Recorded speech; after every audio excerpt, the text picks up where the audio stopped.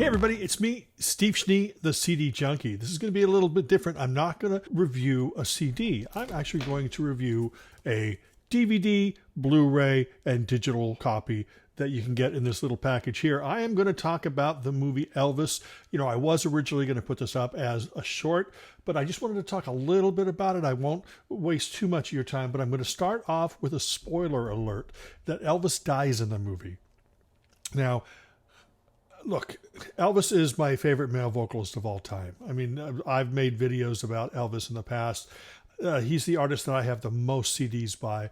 And I have to be honest. I mean, you know, Baz Luhrmann is a very creative director. I mean, he just has a very colorful mind where a lot of people see black and white. Baz Luhrmann sees color, and he splashes that all over the screen. And I didn't know if I was going to really like that kind of treatment to Elvis because, you know, he is my favorite artist. But I held off on watching it. I'd heard a lot of people say great things about the movie, and of course I trust them all. But now I'm going to tell you what I think about the movie. I actually watched it the night before they announced the Academy Award nominations. I can tell you right now, Austin Butler definitely deserved that nomination for Best Actor. The movie definitely deserves the nomination for Best Picture. Baz Luhrmann should have got a director's nod, and I believe that Tom Hanks should have got a Best Actor nomination, but he was a co-lead with Austin. I mean, they're pretty much the same amount of screen time. Maybe Tom Hanks a little bit less. If they threw him into the supporting actor category, probably still would have worked. But the movie is amazing. Now, it's not like most Baz Luhrmann films. This is a tale with a lot of depth. They're cramming, 42 years into 2.5, 3 hours, however long the movie is. And so they're going to layer things in, and they're going to cross-pollinate certain situations. And, but there's a lot of things in the movie that I just found truly amazing. Like when he's a young kid and, he's peering into, a body blues bar and, watching this lady do these sexy dances. But then he's attracted by the little church gospel revival tent just, down the pathway. And, that sort of transforms him. And that sort of describes the way his music was, sort of somewhere between, the dirty, raunchy rock and roll that everyone thought he was, and that gospel side of him that was really part of his voice and who he was.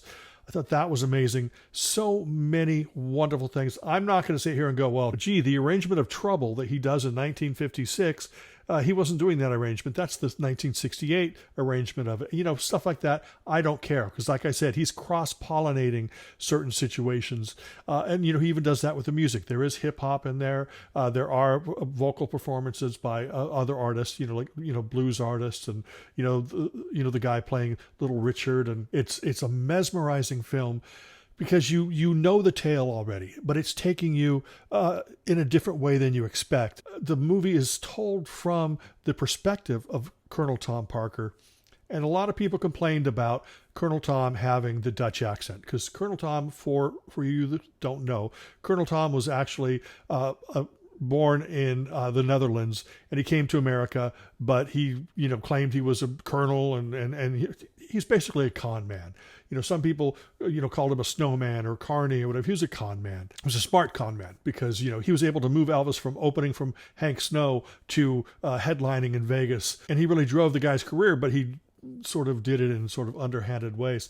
The interesting thing about it that I didn't hear anybody talk about that I felt was a really integral part of it, because of the Dutch accent, I think that they took that creative license is because since the story was told from Colonel Tom Parker's point of view, that they were going to portray Colonel Tom Parker as he was, basically an alien in America. The Dutch accent was there because they were revealing who the true Colonel Parker was. I've never heard Colonel Parker speak apart from in his American accent. Maybe behind the scenes he did have the slight Dutch accent, but I felt watching the movie that started to make sense. And I didn't see Tom Hanks in that role. I felt that he did a great job. He should have been nominated. I don't think that he should have deserved all the crud that he received from critics and stuff because of the Dutch accent. I thought it worked well within the context of a Baz Luhrmann film. If it was a Steven Spielberg film or a George Lucas film or a Rian Johnson film, anybody like that, it would not have made as much sense. But another interesting thing that I haven't heard anybody talk about is the fact that through the movie, Colonel Tom Parker is manipulating people. He's manipulating Elvis. He's manipulating his mom and dad. He's manipulating the guys in Las Vegas. He's manipulating everybody. Like I said, this is Colonel Tom Parker telling the story. He's basically on his deathbed, and he's trying to convince the audience, the viewer, that he did not kill Elvis. When through the whole movie, as I said, he's manipulating people. And even at the end, he manipulates the audience. So there he is, the character of Colonel Tom Parker dying. At the very end, he's saying, it isn't me or the drugs that killed Elvis. It was his love for you, the audience. And then he's manipulating it away from him again, which I thought was a very, very clever thing to do. In this movie, Colonel Tom Parker was a con man to the very end. I thought it was absolutely a brilliant move. Another great thing is I think that Austin Butler is very great as Elvis. He doesn't look exactly like Elvis. I mean, there are some moments in the film, the camera angles and everything like that, where it's like, holy crap, Elvis 1969, Las Vegas. Things like that are really, really amazing. But he didn't look exactly like Elvis, but he carried with him the essence of Elvis. I never knew Elvis as a person. Obviously, none of us did.